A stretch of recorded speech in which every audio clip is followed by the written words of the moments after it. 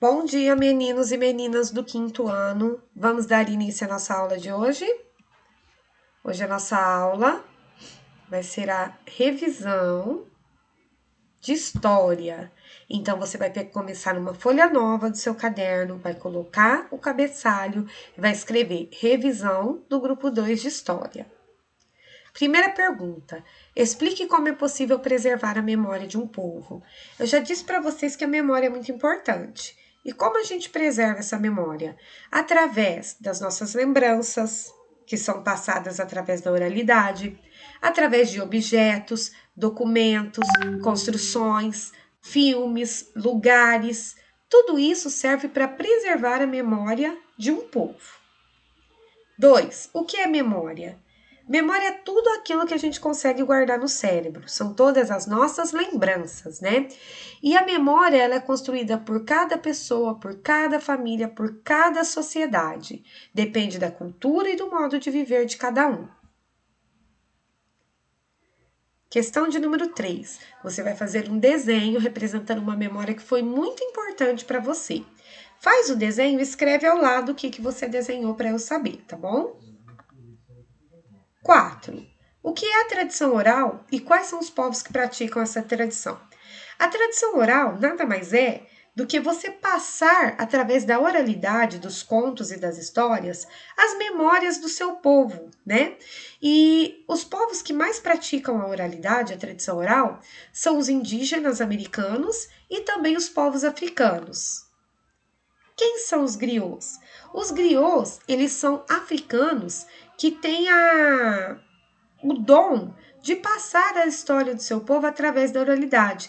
Eles são considerados seres sagrados. Em caso de guerra, eles devem ser poupados da morte.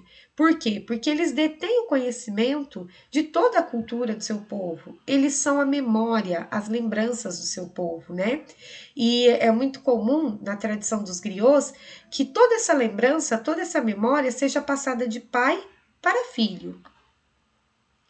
O que são provérbios? Provérbios são frases cheias de significado que são usadas para ensinar alguma coisa. Por exemplo, aqui se faz, aqui se paga. O que significa? Que tudo de mal que você faz para alguém, mais cedo ou mais tarde, você vai sofrer as consequências, né? Por exemplo, se correr o bicho pega, se ficar o bicho come. Ou seja, tá ruim de tudo quanto é jeito, né? Existem vários provérbios. No exercício 7, você vai pesquisar e vai escolher um provérbio, vai copiar ele e vai fazer um desenho para representá-lo, ok? Continuando, exercício de número 8, nós vamos falar sobre Panku. Quem foi Panku?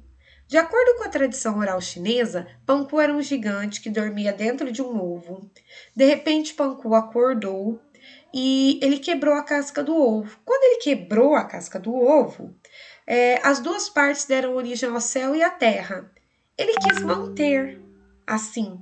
E para manter todo o esforço que ele fez para separar, manter o céu e a terra separado, ele morreu. E morrendo, o seu corpo deu origem a tudo que existe na face da terra: rios, montanhas, árvores, plantas e etc.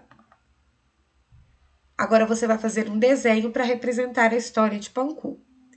O que são os mangás?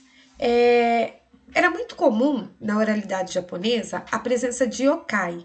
Quem eram os yokais? Eram criaturas sobrenaturais que explicavam algum acontecimento que os japoneses não conseguiam explicar. Por exemplo, uma catástrofe natural, um acontecimento sempre ruim. Hoje, com todo o avanço científico e tecnológico que a gente sabe que não foi Panku que criou o universo, e nós sabemos que não existem acontecimentos sobrenaturais.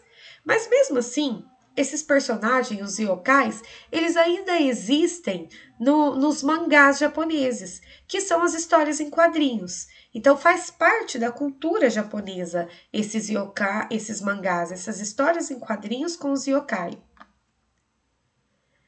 Meninos, chegamos ao fim da nossa revisão. Como de costume, vocês vão copiar as questões do caderno, vão fazer o desenho e vão enviar a foto para a tia Letícia até o final do dia, tá bom?